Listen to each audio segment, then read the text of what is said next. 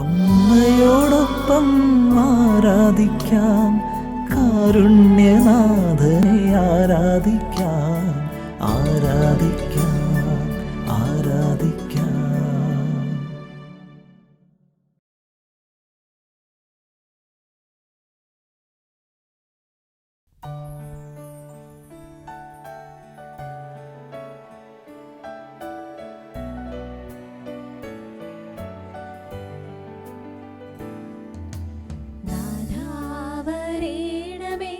എന്നിൽ നിറയണമേ, നാഥാവരേണമേ, എന്നിൽ നിറയണമേ, നാഥാവരേണമേ, എന്നിൽ നിറയണമേ, നാഥാവരേണമേ, എന്നിൽ നിറയണമേ. ഓ ദിവ്യമാം സ്നേഹമേ, ഓ ദിവ്യകാരുണ്യമേ, ഓ ദിവ്യമാം സ്നേഹമേ, ഓ ദിവ്യകാരുണ്യമേ. തിരുവത്താഴമേശയിലെ സമ്മാനമേ, തിരുവത്താഴമേശയിലെ സമ്മാനമേ, ഓ ദിവ്യമാം സ്നേഹമേ, ഓ ദിവ്യകാരുണ്യമേ. രണ്ട് കരങ്ങൾ ഉയർത്തി കർത്താവിനെ സ്തുതിച്ച് പ്രാർത്ഥിക്കാം. Hallelujah, hallelujah, hallelujah. ആരാധനകൾ അർപ്പിക്കുക നമുക്ക്. Hallelujah, hallelujah, hallelujah. എല്ലാവരും ചേർന്ന് സ്തുതിച്ച് ആരാധിക്കട്ടെ. കർത്താവിനെ വിളിച്ചാരാധിക്കുക. Hallelujah, hallelujah, hallelujah. കർത്താവേ, ഞങ്ങൾ അങ്ങയെ സ്തുതിക്കുന്നു, അങ്ങയെ ആരാധിച്ച് നന്ദി പറയുന്നു. Hallelujah, hallelujah, hallelujah, hallelujah, hallelujah, hallelujah. യേശുവേ, യേശുവേ, യേശുവേ. കൈകൾ കൂപ്പിക്കൊണ്ട് ആരാധന പാടാം മാലാഖമാരോപ്പം, ജീവന്റെ തിരുഭോജ്യമേ. ഒന്ന് ചേർന്ന് ആരാധിച്ച് ആരാധന പാടാം മാലാഖമാരോപ്പം, ജീവന്റെ തിരുഭോജ്യമേ. പൂർണ്ണമായും സമർപ്പിച്ചുകൊണ്ട് ആരാധന പാടാം മാലാഖമാരോപ്പം, ജീവന്റെ തിരുഭോജ്യമേ. പരിശുദ്ധ പരമ ദിവ്യകാരുണ്യത്തിന് എന്നേരവും ആരാധനയും സ്തുതിയും പുകഴ്ചയും ഉണ്ടായിരിക്കട്ടെ. പരിശുദ്ധ പരമ ദിവ്യകാരുണ്യത്തിന് എന്നേരവും ആരാധനയും സ്തുതിയും പുകഴ്ചയും ഉണ്ടായിരിക്കട്ടെ. പരിശുദ്ധ പരമ ദിവ്യകാരുണ്യത്തിന് എന്നേരവും ആരാധനയും സ്തുതിയും പുകഴ്ചയും ഉണ്ടായിരിക്കട്ടെ. പ്രിയമുള്ളവരെ, സെപ്റ്റംബർ 2-ാം തീയതി ഇന്ന് നമുക്ക് ഏറ്റവും പ്രധാനപ്പെട്ട ദിവസങ്ങളിൽ ഒന്നാണ്. പരിശുദ്ധ മാതാവിൻ്റെ ജനന തിരുനാളിന് ഒരുക്കമായിട്ടുള്ള പ്രാർത്ഥനയുടെയും വചനശ്രവണത്തിൻ്റെയും ആരാധനയുടെയും പ്രധാനപ്പെട്ട സുദിനം 2-ാമത്തെ ദിവസമാണ്. അതുകൊണ്ട് തന്നെ ഇന്ന് നിറഞ്ഞ സന്തോഷത്തോടെ ഏകാഗ്രതയോടെ വചനം ശ്രവിച്ച് കർത്താവിനെ ആരാധിക്കാൻ നമ്മളെ എല്ലാവരെയും ഈശോ പ്രത്യേകമായ വിധത്തിൽ സ്വാഗതം ചെയ്യുകയാണ്, ക്ഷണിക്കുകയാണ്. എൻ്റെ പ്രിയമുള്ളവരെ, ഇന്ന് നമ്മൾ മാതാവിനെക്കുറിച്ച് ധ്യാനിക്കുന്നത് ഇപ്രകാരമാണ്: പരാതി പറയാത്ത പരിശുദ്ധ കന്യക മാതാവ്. പരിശുദ്ധ മാതാവ് ജീവിതത്തിൽ ഒരിക്കലും ഒന്നിനെക്കുറിച്ചും ആരോടും പരാതി പറഞ്ഞിട്ടില്ല. എന്നാൽ ജീവിതത്തിൽ കുറവുകളില്ലായിട്ടാണോ? എല്ലാ കാര്യങ്ങളും തൃപ്തമായ വിധത്തിൽ കിട്ടിയതുകൊണ്ടാണോ? ഒന്നുമല്ല. പരാതി പറയാത്ത പരിശുദ്ധ കന്യക മാതാവ്. മറിയം ഇല്ലായ്മകളിൽ പരാതി പറഞ്ഞില്ല ഒരാളോടും.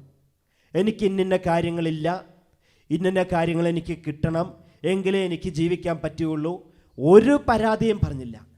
പ്രിയപ്പെട്ടവരെ, ഒന്ന് ഓർത്തു നോക്കിയാൽ പരിശുദ്ധ മാതാവ് തൻ്റെ കുഞ്ഞിന് ജന്മം കൊടുക്കേണ്ട സമയമായപ്പോൾ ഒരു നല്ല സ്ഥലം പോലും കിട്ടിയില്ല. കാലിത്തൊഴുത്തിൽ യേശുവിന് ജന്മം കൊടുക്കുമ്പോൾ ഏറ്റവും അരക്ഷിതമായ അന്തരീക്ഷത്തിലാണ് കുഞ്ഞിന് ജന്മം നൽകുന്നത്.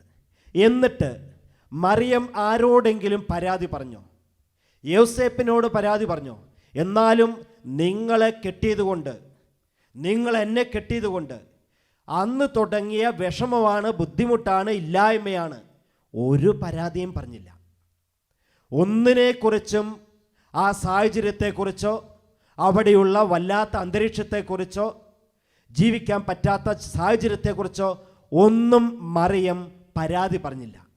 ഇനി പിതാവായ ദൈവത്തോട് പരാതി പറഞ്ഞോ? പരാതി പറഞ്ഞില്ല. ഇതാ കർത്താവിൻ്റെ ദാസി, നിന്റെ വചനം പോലെ നിറവേറട്ടെ എന്ന് പറഞ്ഞതിൻ്റെ പേരിൽ ഇത്രയും ബുദ്ധിമുട്ട് അനുഭവിക്കേണ്ടി വരുമെന്ന് ഞാൻ കരുതിയില്ല എന്ന് പറഞ്ഞുകൊണ്ട് പരിശുദ്ധ മാതാവ് പിതാവായ ദൈവത്തോടും പരാതിപ്പെട്ടില്ല. എല്ലാ കാര്യങ്ങളും തൃപ്തിയോടുകൂടി സ്വീകരിച്ച വ്യക്തിയാണ് പ്രിയപ്പെട്ടവരെ പരിശുദ്ധ കന്യാമാതാവ്. അതുകൊണ്ട് തന്നെ ഏത് ഇല്ലായ്മകളിലും, സമ്പത്തോ ഭൗതിക വസ്തുക്കളോ മറ്റേത് സാഹചര്യങ്ങളോ, ഏതില്ലായ്മകളിലും പരാതി പറയാതെ അതൊക്കെ സന്തോഷത്തോടെ സ്വീകരിച്ച വ്യക്തിയാണ് പരിശുദ്ധ കന്യാമാതാവ്. ഞാൻ എന്തുകൊണ്ടാണെന്നോ ഇങ്ങനെ പറയുന്നത്? ഇന്ന് പലപ്പോഴും ഈ പറയുന്ന ഞാനും നമ്മൾ ഓരോരുത്തരും എന്തുമാത്രം പരാതികളാണ് പറയുന്നത്. കഴിക്കുന്ന ചോറിൽ ഒരല്പം ഉപ്പ് കുറഞ്ഞാൽ ഉടനെ പരാതി പറയും. ഒരല്പം ഭക്ഷണത്തിന് വേവ് കുറഞ്ഞാൽ ഉടനെ പരാതിപ്പെടും. തൊടുന്നതിന് മുഴുവൻ പരാതി പറയുന്ന ഒരു സ്വഭാവം ഇന്ന് അറിഞ്ഞോ അറിയാതെയോ നമ്മുടെ ഉള്ളിൽ കയറിയിട്ടുണ്ട്. ഇങ്ങനെയുള്ള സാഹചര്യത്തിൽ പ്രിയപ്പെട്ടവരെ, മാതാവിനെ നോക്കണം, പരിശുദ്ധ മാതാവിനെ ധ്യാനിക്കണം. അമ്മ പറഞ്ഞു തരും പരാതി പറയാതെ ജീവിക്കേണ്ടത് എങ്ങനെയാണ് എന്ന്. സ്വന്തം ജീവിതത്തിലൂടെ പരിശുദ്ധ മാതാവ് നമുക്കെല്ലാവർക്കും പറഞ്ഞും കാണിച്ചും മാതൃകയായിട്ടും നമ്മുടെ ഉള്ളിൽ വച്ചു തരും. ഈശോ 12-ാം വയസ്സിൽ ഇങ്ങനെ കാണാതായി കഴിഞ്ഞപ്പോൾ യൗസേപ്പിനോട് വേണമെങ്കിൽ പരാതി പറയായിരുന്നു. എന്നാൽ ഒരു അപ്പൻ്റെ ഉത്തരവാദിത്വം ചെയ്യാതെ മകൻ എവിടെ പോയി, മകനെ നോക്കേണ്ട ഉത്തരവാദിത്വമില്ലേ, കടമയില്ലേ, എന്നിട്ട് എന്തേ നോക്കാതിരുന്നേ എന്ന് യൗസേപ്പിനെ കുറ്റപ്പെടുത്തിയില്ല, യൗസേപ്പിനോട് പരാതിയും പറഞ്ഞില്ല. ഇത് പരിശുദ്ധ മാതാവ് തൻ്റെ ജീവിതത്തിൽ ഉടനീളം കാത്തു സൂക്ഷിച്ച ഒരു വലിയ യാഥാർത്ഥ്യമാണ്. ഒന്നിനെക്കുറിച്ചും ഒരാളോടും ഒരു പരാതിയും പറയാതെ ജീവിക്കുക എന്നുള്ളത്. അതുകൊണ്ടല്ലേ പ്രിയപ്പെട്ടവരെ, കർത്താവ് യേശു മിശിഹ തൻ്റെ പീഡാസഹന വേളയിലൂടെ കടന്നു പോകുന്ന അവസരങ്ങൾ പടയാളികൾ പിടിച്ച് ആ കൽത്തൂണിൽ കെട്ടി ശരീരം സകലം അടിച്ചു മുറിച്ചപ്പോൾ ഇതൊക്കെ കണ്ടു നിന്ന ആ അമ്മ ഒരു വാക്കെങ്കിലും പരാതിയായിട്ട് പറയുന്നതുണ്ടോ? ഒന്നും പറയുന്നില്ല. തൻ്റെ ഏക മകനെ ഇങ്ങനെയൊക്കെ അടിച്ചപ്പോൾ അതിന് ഉത്തരവാദികളായവരോട്, അധികാരികളോടോ അടിക്കുന്ന പടയാളികളോടോ ഒന്നും പറഞ്ഞില്ല. പിതാവായ ദൈവത്തോടും ഒന്നും പറഞ്ഞില്ല. പരിശുദ്ധ മാതാവ് പരാതി പറയാത്ത വ്യക്തിയായിരുന്നു. പ്രിയപ്പെട്ടവരെ, നമ്മൾ ഓരോരുത്തരും ഏതെങ്കിലും തരത്തിൽ പീഡിപ്പിക്കപ്പെടുമ്പോൾ, ആരെങ്കിലും നമ്മളെ കുറ്റം പറയുകയോ നമ്മളെ അകാരണമായി ശകാരിക്കുകയോ ചെയ്യുമ്പോൾ, നമ്മളെ ഉപദ്രവിക്കുമ്പോൾ എന്തുമാത്രം പരിദേവനങ്ങളുമായിട്ടാണ് നമ്മൾ ഓടിപ്പായുന്നത്. മാതാവ് പറയാതെ പറയുന്നു, മാതാവ് ജീവിതത്തിലൂടെ കാണിച്ചു തരുന്നു പരാതി പറയരുത് എന്ന്. കർത്താവിൻ്റെ സന്നിധിയിൽ നമ്മൾ ഓരോരുത്തരും നമ്മളായിരിക്കുന്ന വിധത്തിൽ സമർപ്പിച്ചാൽ മതി, പരാതി പറയരുത് എന്ന് പരിശുദ്ധ അമ്മ നമ്മളെ എല്ലാവരെയും പഠിപ്പിച്ചു തരുന്നുണ്ട്. അതുകൊണ്ടാണ് പ്രിയപ്പെട്ടവരെ, ഈശോയൻ തൻ്റെ ജീവിതത്തിൽ ഒന്നിനെക്കുറിച്ചും പരാതി പറയാതിരുന്നത്. ഇങ്ങനെയൊക്കെ ആണെങ്കിലും അതിലും ഞാൻ 100% സംതൃപ്തനാണ്. എനിക്ക് ഒരു പരാതിയുമില്ല. നല്ല വീടില്ലാത്തതിൻ്റെ പേരിൽ, കൊട്ടാരമില്ലാത്തതിൻ്റെ പേരിൽ, ഒന്ന് തലേണ വെച്ച് ഉറങ്ങാനായിട്ടുള്ള സൗകര്യം പോലും ഇല്ലാത്തതിൻ്റെ പേരിൽ എനിക്ക് യാതൊരു പരാതിയുമില്ല. എവിടെ നിന്നാണ് ഈശോയ്ക്ക് ഈ ഒരു ശീലം ജീവിതത്തിൽ കിട്ടിയത്? മാതാവിൽ നിന്നാണ്. കാരണം തൻ്റെ അമ്മ ഒരിക്കലെങ്കിലും എന്തിനെക്കുറിച്ചെങ്കിലും പരാതി പറഞ്ഞ് നടക്കുന്നതായിട്ട് ഈശോ കണ്ടിട്ടില്ല. ഈശോ ഒരിക്കലും കണ്ടില്ല. പരിശുദ്ധ മാതാവ് അങ്ങനെ ജീവിച്ച് കാണിച്ചു കൊടുത്തപ്പോൾ പിന്നെ എങ്ങനെയാണ് ആ മകന് പരാതിപ്പെട്ടിയുമായിട്ട് ഇങ്ങനെ ജീവിക്കാനായി പറ്റുന്നത്? ഈശോയും പരാതി പറഞ്ഞില്ല. ഭക്ഷണത്തിൻ്റെ കാര്യത്തിലായാലും മിക്കവാറും ഈശോയും ശിഷ്യന്മാരും പട്ടിണിയും മുഴുപ്പട്ടിണിയുമാണ്. അതുകൊണ്ടല്ലേ ഗോതമ്പ് വയലിലൂടെ നടന്നു പോയപ്പോൾ ശിഷ്യന്മാർ ആർത്തിയോടുകൂടി ആ പച്ച ഗോതമ്പ് മണികളൊക്കെ കൂടെ പറിച്ചു തിന്നുന്നത്. അന്ന് കാലത്ത് ഒരു ചൊല്ലുണ്ട് ഇങ്ങനെ: ഈശോയും ശിഷ്യന്മാരും വിളഞ്ഞു കിടക്കുന്ന ഏതെങ്കിലും വയലിലൂടെ പോയാൽ പിന്നെ കൊയ്യേണ്ട കാര്യമില്ല എന്ന്. വെട്ടുകിളി ഇറങ്ങിയ പോലെയാണ്. ശിഷ്യന്മാരൊക്കെ കൂടെ പാടത്തിറങ്ങി എല്ലാം പറിച്ചു തിന്നും. കാരണം എന്തേ? അവർ പട്ടിണിയാണ്. നടക്കുന്നത് അനുഗമിക്കുന്ന ഈശോയല്ലേ. ഈശോയ്ക്കാണെങ്കിൽ ഭക്ഷണം പോലും വേണമെന്നില്ല, കിട്ടുന്നത് കിട്ടിയാൽ കഴിക്കും, അതുമാത്രം. അതുകൊണ്ടാണ് ഏത് സദ്യക്ക് ചെന്നാലും ശിഷ്യന്മാർ ആർത്തിയോടെ ഭക്ഷണം കഴിക്കും. പിന്നെ ഈശോ എപ്പോഴെങ്കിലും അപ്പം വർദ്ധിപ്പിച്ചാലോ ഉള്ള പൊടിയും കഷ്ണങ്ങളും ഒക്കെ കൂടെ അവർ വാരി ശേഖരിക്കും. കാരണം ഇനി എപ്പോഴാണ് ഇങ്ങനെ ഒരു സദ്യ കിട്ടുന്നതെന്ന് അറിയില്ല. അപ്പോൾ പ്രിയപ്പെട്ടവരെ, കർത്താവ് യേശു മിശിഹ ഒരിക്കലും പരാതി പറഞ്ഞില്ല. ഭക്ഷണത്തെക്കുറിച്ച്, വസ്ത്രത്തെക്കുറിച്ച്, പാർപ്പിടത്തെക്കുറിച്ച്, ഒന്നിനെക്കുറിച്ചും ഈശോ പരാതി പറഞ്ഞില്ല. കാരണം തൻ്റെ അമ്മ പരാതി പറയാനല്ല ഈശോയെ ശീലിപ്പിച്ചത്, പഠിപ്പിച്ചത്, പരിശീലിപ്പിച്ചത്. ഒരു കാര്യത്തെക്കുറിച്ചും ഒരിക്കലും ഒരാളോടും പരാതിപ്പെടരുതെന്നാണ് മാതാവ് യേശുവിനെ പഠിപ്പിച്ചു കൊടുത്തത്. അതാണ് നമ്മൾ കാണുന്നത്. ഈശോ ഒരിക്കലും ഇങ്ങനെ വീട്ടിൽ കയറാതെ ഇങ്ങനെ അലഞ്ഞ് വചനം പ്രഘോഷിച്ച് ഇങ്ങനെ നടക്കും. ഒരിക്കലും ഈശോ അമ്മയെ കാണാൻ വീട്ടിൽ ചെല്ലില്ല. അതിനെക്കുറിച്ചും മറിയം പരാതി പറഞ്ഞില്ല. എന്തേ നീ വീട്ടിലോട്ട് വരാത്തതെന്ന്. അതുകൊണ്ടല്ലേ മർക്കോസിൻ്റെ സുവിശേഷത്തിൽ നമ്മൾ കാണുന്നത്, ഒരിക്കലും ഈശോയും ശിഷ്യന്മാരും ഇരുന്ന് ഈശോ പഠിപ്പിച്ചുകൊണ്ടിരിക്കുന്നു, ചുറ്റുവട്ടവും കണ്ടുമാനം ആളുകൾ. മറിയം കുറച്ചാളുകളോട് കൂടെ ചെന്ന് ഈശോയെ കാണാനായിട്ട് ചെന്നു. അടുത്തടുക്കാൻ പറ്റാതായപ്പോൾ ഏതാനും ചിലരെ പറഞ്ഞയച്ചു. അവർ ചെന്ന് പറഞ്ഞു, ഇതാ നിൻ്റെ അമ്മയും ശിഷ്യരും നിന്നെ കാണാനായിട്ട് പുറത്ത് കാത്തു നിൽക്കുന്നുവെന്ന്. പ്രിയപ്പെട്ടവരെ, അപ്പോൾ ഈശോ ഇങ്ങനെ ഒരിക്കലും വീട്ടിൽ ചെല്ലാത്തതിൻ്റെ പേരിൽ പോലും മറിയം പരാതി പറഞ്ഞില്ല. ഏതൊരമ്മയ്ക്കും പറയാവുന്ന കാര്യമാണ്, മകനെ നീ വല്ലപ്പോഴും എങ്കിലും ഒന്ന് വീട്ടിലോട്ട് വരണമെന്ന്. ആ കാര്യത്തെക്കുറിച്ച് പോലും മറിയം പരാതിപ്പെട്ടില്ല. എങ്ങനെയാണ് പ്രിയപ്പെട്ടവരെ അങ്ങനെയുള്ള ഒരമ്മയുടെ മകന് ജീവിതത്തിൽ പരാതി പറയാനായിട്ട് സാധിക്കുന്നത്? ഞാൻ പറഞ്ഞു വരുന്നത്, നമ്മൾ ഓരോരുത്തരും മാതാവിനെ വിളിച്ച് പ്രാർത്ഥിക്കുന്നവരാണ്. ദിവസവും ഒത്തിരിയേറെ ജപമാല ചൊല്ലി കാഴ്ചവെക്കുന്നവരാണ്. അമ്മയോട് പ്രത്യേകമായി അപേക്ഷിക്കുന്നവരാണ്. അങ്ങനെയാണെങ്കിൽ പരിശുദ്ധ മാതാവ് ജീവിതത്തിൽ കാത്തു സൂക്ഷിച്ച പരാതി പറയാത്ത അമ്മയെ നമ്മൾ ഓരോരുത്തരും മാതൃകയാക്കി സ്വീകരിക്കേണ്ടതല്ലേ? ഏതെങ്കിലും സാമ്പത്തികമായ കുറവ് വന്നാൽ, ഭൗതികമായ മറ്റേതെങ്കിലും കാര്യങ്ങൾ ഇല്ലാതാകുമ്പോൾ ഉടനെ പരാതിപ്പെട്ടികളായി തീരാതിരിക്കാൻ അമ്മയോട് നമ്മൾ പ്രാർത്ഥിക്കണം. അമ്മയുടെ മാതൃക നമ്മൾ സ്വീകരിക്കണം. ജീവിതത്തിൽ പരാതി പറയാതെ, ഇതൊക്കെ ദൈവ നിശ്ചയമാണ്, ദൈവേഷ്ടപ്രകാരമേ ഞാൻ ജീവിക്കുകയുള്ളൂ, എനിക്ക് എന്തൊക്കെ ഉണ്ടെങ്കിലും എന്തൊക്കെ ഇല്ലെങ്കിലും ഞാൻ പരാതി പറയാതെ ജീവിക്കുമെന്നുള്ള ഉറച്ച തീരുമാനമെടുക്കാൻ നമുക്ക് ഓരോരുത്തർക്കും സാധിക്കണം. എങ്കിലാണ് പ്രിയപ്പെട്ടവരെ ഈ പറയുന്ന ഞാനും നമ്മൾ ഓരോരുത്തരും മാതാവിൻ്റെ മക്കളായി തീരുകയുള്ളൂ. മാതാവിനെ മാതൃകയാക്കി സ്വീകരിക്കുന്നവരാവുകയുള്ളൂ. മാതാവ് നമ്മുടെ ഓരോരുത്തരും ജീവിതത്തിൽ സ്വാധീനം ചെലുത്തുന്നു എന്ന് പറയാൻ പറ്റുകയുള്ളൂ. അതുകൊണ്ട് പ്രിയപ്പെട്ടവരെ, ഇന്നത്തെ ദിവസം പരിശുദ്ധ അമ്മയോട് നമുക്കെല്ലാവർക്കും തീവ്രമായി പ്രാർത്ഥിക്കാം.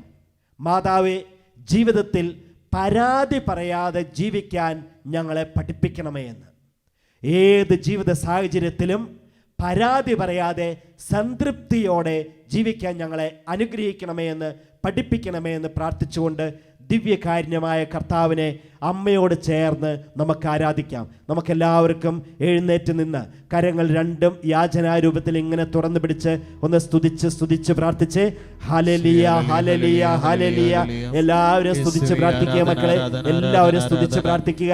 ജീവിതത്തിൽ പരാതി പറയാത്ത പരിശുദ്ധ അമ്മയെ നോക്കി കർത്താവിനോട് ചേർന്ന് കർത്താവിനെ ദിവ്യകാരുണ്യമായ ഈശോയെ നമുക്ക് സ്തുതിച്ച് ആരാധിക്കാം. Hallelujah hallelujah hallelujah. കർത്താവേ, ഞങ്ങളുടെ ജീവിതത്തിൽ ഏത് കുറവുകൾ ഉണ്ടായാലും, ഏത് തരത്തിലുള്ള കുറവുകൾ വന്നാലും അതൊക്കെ പരാതികളാക്കി തീർക്കാതെ കർത്താവേ, എല്ലാ കുറവുകളെയും നിറവുകളാക്കി തീർക്കുന്ന അങ്ങേ ഞങ്ങൾ ആരാധിക്കും. ഇരു കരങ്ങളും ഉയർത്തുക, ഇരു കരങ്ങളും ഉയർത്തുക, സ്വരം ഉയർത്തി വിളിച്ച് പ്രാർത്ഥിക്കാം. ഒന്ന് ചേർന്ന് വിളിച്ചുണരട്ടെ. യേശുവേ എന്ന് വിളിച്ച് പ്രാർത്ഥിച്ച് കർത്താവിനെ നമുക്ക് ആരാധിക്കാം. അവിടുത്തെ നമുക്ക് മഹത്വപ്പെടുത്താം. ഒരുമിച്ച് വിളിച്ച് പ്രാർത്ഥിക്കട്ടെ. യേശുവേ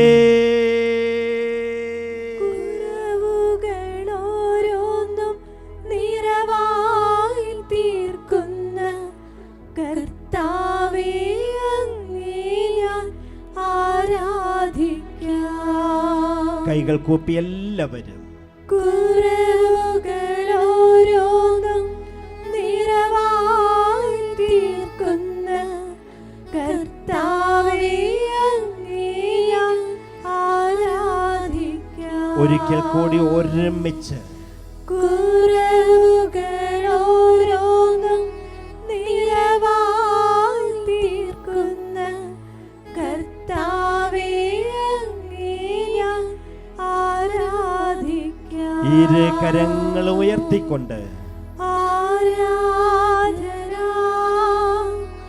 ആരാധന ദിവ്യകാരുണ്യമേ ആരാധന. ഒന്ന് ചേർന്ന് ആരാധിക്കുക മക്കളെ. ആരാധന ആരാധന ദിവ്യകാരുണ്യമേ ആരാധന. കൈകൾ കൂപ്പാം.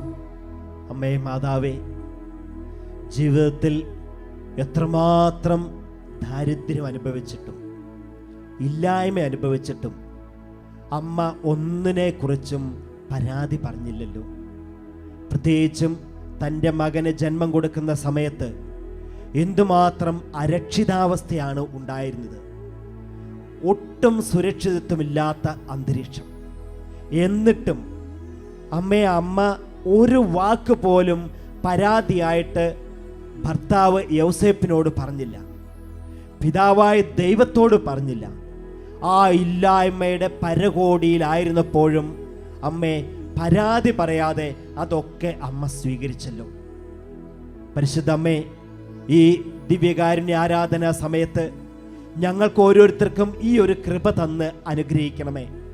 സ്വന്തമായി ഒരു ഭവനമില്ലാതെ വരുമ്പോൾ, ഭക്ഷണം പോലും ഇല്ലാതെ വരുമ്പോൾ, ആഗ്രഹിക്കുന്ന വിധത്തിൽ പാർപ്പിടങ്ങളില്ലാതെ, വസ്ത്രങ്ങളില്ലാതെ, സമ്പത്തിൻ്റെ ഒരു വലുപ്പവും ഇല്ലാതെ വരുമ്പോഴൊക്കെ മാതാവേ പരാതി പറയാതെ ഈശോയിൽ ആശ്രയിക്കുവാൻ ഞങ്ങളെ പഠിപ്പിക്കണമേ.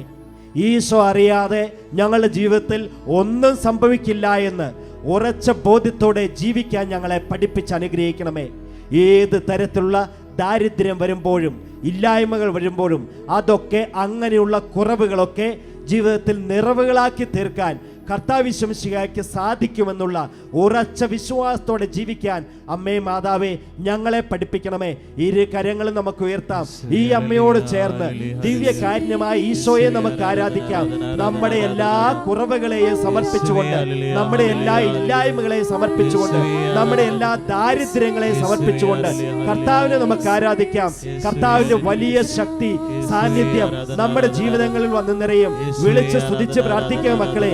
അമ്മയോട് ചേർന്ന് നമ്മുടെ കുറവുകളെ സമർപ്പിക്കുക, നമ്മുടെ ഇല്ലായ്മകളെ സമർപ്പിക്കുക. എന്നിട്ട് രണ്ട് കരങ്ങളും നന്നായി ഉയർത്തിപ്പിടിച്ച് കർത്താവിനെ വിളിച്ച് ആരാധിക്കാം. Hallelujah hallelujah hallelujah. യേശുവേ യേശുവേ യേശുവേ, ഞങ്ങളങ്ങയെ സ്തുതിച്ച് ആരാധിക്കുന്നു, ഞങ്ങളങ്ങയെ സ്തുതിച്ച് പ്രാർത്ഥിച്ച് ആരാധിക്കുന്നു. Hallelujah hallelujah hallelujah. കർത്താവേ അങ്ങയെ ആരാധിച്ച് മഹത്വപ്പെടുത്തട്ടെ. Hallelujah hallelujah. ഇരു കരങ്ങളും ഉയർത്തി വിളിച്ച് പ്രാർത്ഥിച്ച് ആരാധിക്കട്ടെ. യേശുവേ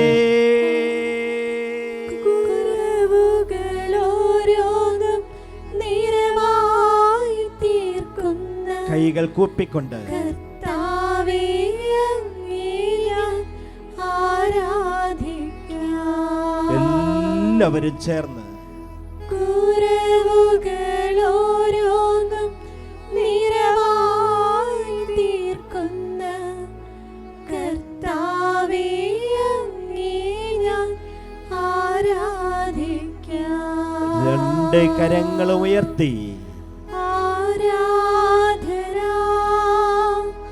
ആരാധന ഈശോയേ ദിവ്യകാരുണ്യമേ ആരാധന വിളിച്ചാരാധിക്കട്ടെ. ആരാധന ആരാധന ദിവ്യകാരുണ്യമേ ആരാധന. കരങ്ങൾ കൂപ്പാം. കർത്താവ് യേശുമിശിഹ ഈ അമ്മയിൽ നിന്ന് പരാതി പറയരുത് എന്ന പാഠം പഠിച്ചതുകൊണ്ട് ഈശോയും തൻ്റെ ജീവിതത്തിൽ ഒരിക്കലും ഒന്നിനെക്കുറിച്ചും പരാതി പറഞ്ഞില്ല. ഒരു ഭവനമില്ലാത്തതിനെക്കുറിച്ച് പരാതി പറഞ്ഞില്ല. കുറുനരികൾക്ക് മാളങ്ങളുണ്ട്, അതുപോലും എനിക്കില്ല. പക്ഷികൾക്ക് കൂടുണ്ട്, അതുപോലും എനിക്കില്ല. എന്നിട്ടും ഒരു പരാതിയുമില്ല എന്ന് പറഞ്ഞ് ജീവിച്ച എൻ്റെ പൊന്നു തമ്പുരാനെ, ഞങ്ങളുടെ ഇല്ലായ്മകളെക്കുറിച്ച് ഓർത്ത് ജീവിതകാലം മുഴുവൻ പരാതി പറഞ്ഞ് ജീവിക്കാതിരിക്കാൻ ഞങ്ങളെ അനുഗ്രഹിക്കണമേ. ഏത് സാഹചര്യത്തിലും സംതൃപ്തിയോടെ അങ്ങേ വിളിച്ച് ആരാധിക്കുവാൻ ഞങ്ങളെ പഠിപ്പിക്കണമേ. ഭക്ഷണമില്ലാതെ വരുമ്പോഴും പാർപ്പിടമില്ലാതെ വരുമ്പോഴും ആഗ്രഹിച്ച കാര്യങ്ങൾ കിട്ടാതെ വരുമ്പോഴുമൊക്കെ എന്തുമാത്രം പരാതികളാണ് കർത്താവെ ഞങ്ങൾ വാതോരാതെ പറഞ്ഞുകൊണ്ടിരിക്കുന്നത്. ഈശോയെ, ഈ ആരാധന സമയത്ത് അങ്ങയോട് മുട്ടിപ്പായി ഞങ്ങൾ വിളിച്ച് പ്രാർത്ഥിക്കുന്നു. കർത്താവെ, അങ്ങ് ജീവിതത്തിൽ അമ്മയിൽ നിന്ന് പഠിച്ച ഈ പാഠങ്ങൾ ഞങ്ങളുടെ ജീവിതത്തിലും പാലിക്കാൻ ഞങ്ങളെ പഠിപ്പിച്ച് അനുഗ്രഹിക്കണമേ. ജീവിതത്തിൻ്റെ ഏത് സാഹചര്യത്തിലും പരാതി പറയാതെ 100% അങ്ങയിൽ ആശ്രയിച്ചുകൊണ്ട് ജീവിക്കാൻ ഞങ്ങളെ പഠിപ്പിച്ച് അനുഗ്രഹിക്കണമേ. മക്കളെ, അതിനായിട്ട് നമുക്ക് രണ്ട് കരങ്ങളും ദിവ്യകാരുണ്യമായി ഈശോയുടെ പക്കലേക്ക് ഉയർത്താം. ഇരു കരങ്ങളും ഉയർത്തിക്കൊണ്ട് ആ കർത്താവിനെ സ്തുതിച്ച് പ്രാർത്ഥിക്കാം. എല്ലാത്തിൻ്റെയും ഉടയവനായ കർത്താവിനെ വിളിച്ചാരാധിക്കട്ടെ. കർത്താവിന്റെ സാന്നിധ്യം കൊണ്ട് നിറയട്ടെ. മക്കളെ, നമുക്ക് ഈശോ മാത്രം മതി. മറ്റൊന്നുമില്ലെങ്കിലും കർത്താവ് നമ്മളെ കാത്തുകൊള്ളും. ഈശോ ഉണ്ടെങ്കിൽ നമ്മൾ 100% സംതൃപ്തരായി തീരും. കുറവുകളെയൊക്കെ കർത്താവ് യേശുമിശിഹ നിറവുകളാക്കി തീർത്തു തരും. ഇരു കരങ്ങളും ഉയർത്തി വിളിച്ച് പ്രാർത്ഥിക്കാം. യേശുവേ എന്ന് വിളിക്കട്ടെ, ഉറക്കെ വിളിച്ചാരാധിക്കട്ടെ. യേശുവേ. കുറവുകളോരോന്നും നിറവായി തീർക്കുന്ന കർത്താവേ അങ്ങേ ഞാൻ ആരാധിക്കാം. എല്ലാവരും ചേർന്ന് കുറവുകളോരോന്നും കൈകൾ കൂപ്പിക്കൊണ്ട് നിറവായി തീർക്കുന്ന കർത്താവേ അങ്ങേ ഞാൻ ആരാധിക്കാം. ഇരു കരങ്ങളും ഉയർത്തി ആരാധന ആരാധന ഈശോയേ. ദിവ്യകാരുണ്യമേ ആരാധന. കരങ്ങൾ കൂപ്പിക്കൊണ്ട് ആരാധന ആരാധന ദിവ്യകാരുണ്യമേ ആരാധന. മുട്ടുകൾ കുത്തിക്കൊണ്ട് ദിവ്യകാരുണ്യമേ ആരാധന. ഇരു കരങ്ങളും തുറന്നു പിടിച്ച് കർത്താവിനെ സ്തുതിച്ച് പ്രാർത്ഥിച്ച് അവിടുത്തെ ആശീർവാദം നമുക്ക് സ്വീകരിക്കാം. മക്കളെ, വിശ്വസിച്ച് പ്രാർത്ഥിച്ചു കൊള്ളുക. ഈശോ ആശീർവദിച്ചു കഴിഞ്ഞാൽ, ഈശോ അനുഗ്രഹിച്ചു കഴിഞ്ഞാൽ നമ്മൾ പിന്നെ ഒന്നിനെ കുറിച്ചും പരാതി പറയില്ല. ഒന്നിനെ കുറിച്ചും, ഭൗതികമായ ഒരു വസ്തുക്കളിനെ കുറിച്ചും നമ്മൾ പരാതി പറയില്ല. എനിക്ക് ഇന്ന കാര്യം കിട്ടിയില്ല, ഇന്നത് വേണം, ഒന്നിനെ കുറിച്ചും കർത്താവിനോട് നമ്മൾ പിന്നെ പരാതി പറയുന്നില്ല. ഈശോ മാത്രം മതി നമുക്ക്. കർത്താവിന്റെ സാന്നിധ്യം മാത്രം മതി. അവിടുത്തെ അനുഭവിച്ചറിഞ്ഞാൽ മതി. അല്പം കൂടി സ്വരം ഉയർത്തി സ്തുതിച്ച് പ്രാർത്ഥിക്കട്ടെ. Hallelujah, hallelujah, hallelujah. കർത്താവേ കടന്നു വരണമേ കർത്താവേ, ദിവ്യകാരുണ്യത്തിന്റെ ശക്തി ഈ നിമിഷം ഞങ്ങളുടെ ഭവനങ്ങളിലേക്ക് കടന്നു വരണമേ കർത്താവേ. പരാതികൾ പറയാതെ കർത്താവേ നിന്നെ സ്തുതിക്കാനുള്ള വലിയ കൃപ നൽകണമേ. ദുഃഖം വരുമ്പോഴും സന്തോഷം വരുമ്പോഴും കർത്താവേ നിന്നെ സ്തുതിച്ച് ആരാധിക്കാനുള്ള വലിയ കൃപ ഞങ്ങൾക്ക് നൽകണമേ. പരിശുദ്ധ അമ്മയോട് ചേർന്ന് ഞങ്ങൾ അങ്ങേ ആരാധിക്കുന്ന കർത്താവേ, ഈ നിമിഷം പരിശുദ്ധ അമ്മയുടെ എളിമയിലും പരമപുണ്യം ഞങ്ങളുടെ ജീവിതത്തിലേക്ക് കടന്നു വരണമേ. യേശുവേ ആരാധന ആരാധന ആരാധന. എല്ലാ കുടുംബങ്ങളെയും സമർപ്പിച്ച് പ്രാർത്ഥിക്കുന്നു. ദിവ്യകാരുണ്യത്തിന്റെ ശക്തി ഈ നിമിഷം എല്ലാ ഭവനങ്ങളിലേക്ക് കടന്നു വരണമേ. യേശുവേ ആരാധന ആരാധന ആരാധന ആരാധന ആരാധന. പരിശുദ്ധ പരമാ ദിവ്യകാരുണ്യത്തിന് എന്നേരവും ആരാധനയും സ്തുതിയും പുകഴ്ചയും ഉണ്ടായിരിക്കട്ടെ.